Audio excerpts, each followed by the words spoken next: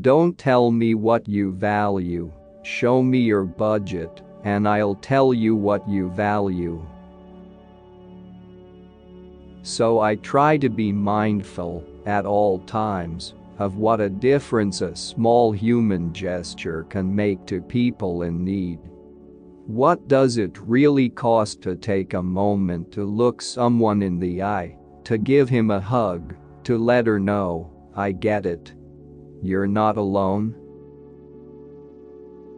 The time will come when his memory will bring a smile to your lips before it brings a tear to your eyes. If the problem is fear, the answer is knowledge. True bravery is when there is very little chance of winning, but you keep fighting. My own father had always said the measure of a man wasn't how many times or how hard he got knocked down, but how fast he got back up. I made a pledge to myself that I would get up and emerge from this debacle better for having gone through it. I would live up to the expectation I had for myself. I would be the kind of man I wanted to be. Funerals are for the living, I have always believed, and the job of the eulogist is to acknowledge the enormity of the loss they have just suffered, and to help them appreciate that the legacy and accomplishments of their loved one have not died with them. Never tell a man what his interests are. Be straight and open with him about your own interests. And try to put yourself in his shoes. Try to understand his hopes and his limitations, and never insist that he do something you know he cannot. If you do politics the right way, I believe, you can actually make people's lives better. And integrity is the minimum ante to get into the game. We Irish are the only people in the world who are actually nostalgic about the future. If the problem is fear, the answer is knowledge. Each side has to be willing to try to understand the concerns of the other. To me, this is the first principle of life, the foundational principle, and a lesson you can't learn at the foot of any wise man. Get up. The art of living is simply getting up after you've been knocked down. My rights are not derived from any government. My rights are not denied by any majority. My rights are because I exist. I wasn't built to look the other way because the law demanded it. The law might be wrong. History says, don't hope on this side of the grave.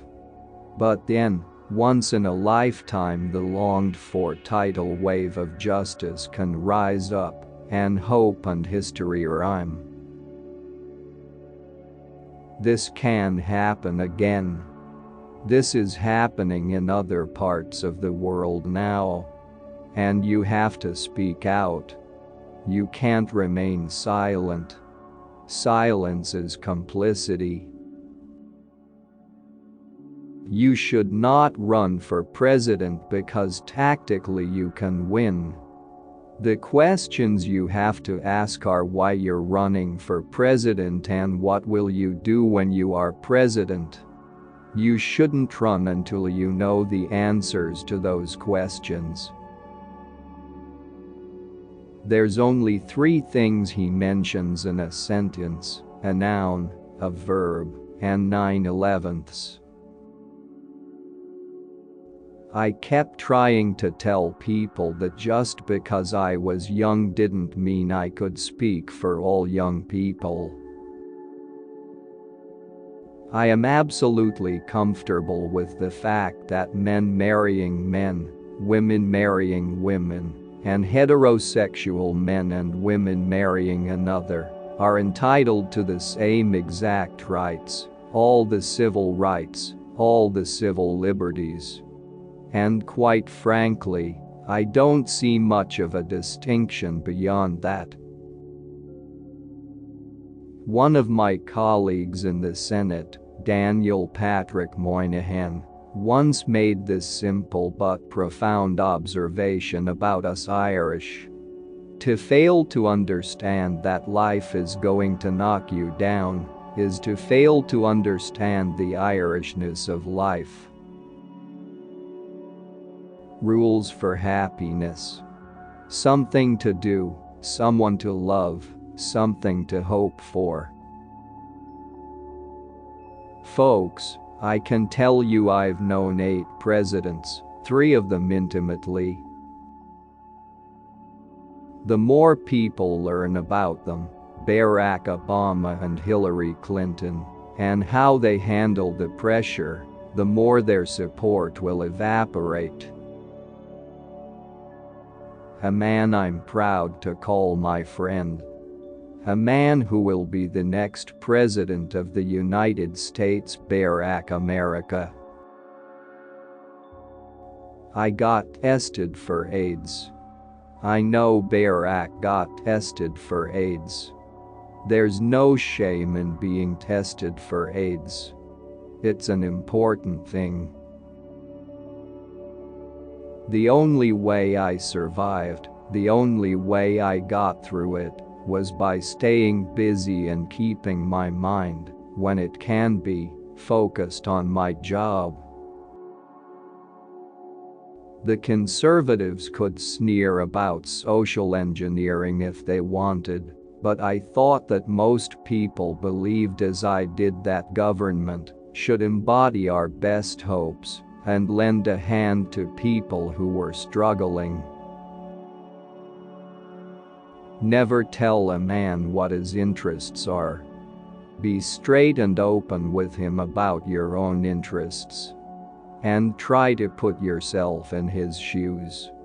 Try to understand his hopes and his limitations, and never insist that he do something you know he cannot.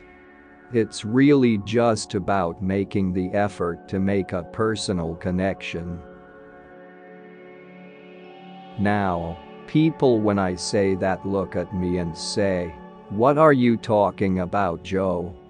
You're telling me we have to go spend money to keep from going bankrupt?" The answer is yes, that's what I'm telling you. When the stock market crashed, Franklin Roosevelt got on the television and didn't just talk about the princes of greed. He said, "Look, here's what happened.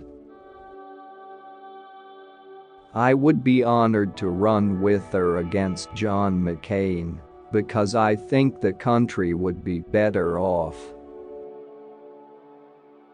On Barack Obama, I mean, you got the first mainstream African American who is articulate and bright and clean and a nice-looking guy. I mean, that's a storybook, man. And don't any of you, by the way, any of you guys vote Republican. I'm not supposed to say, this isn't political. Don't come to me if you do. You're on your own, Jack." I thought I'd died and gone to Yale. We have to take care of the cure that will make the problem worse no matter what. It's time to reach deep into the soul of this country and once again give everyone, and I mean everyone, the opportunity to achieve the impossible.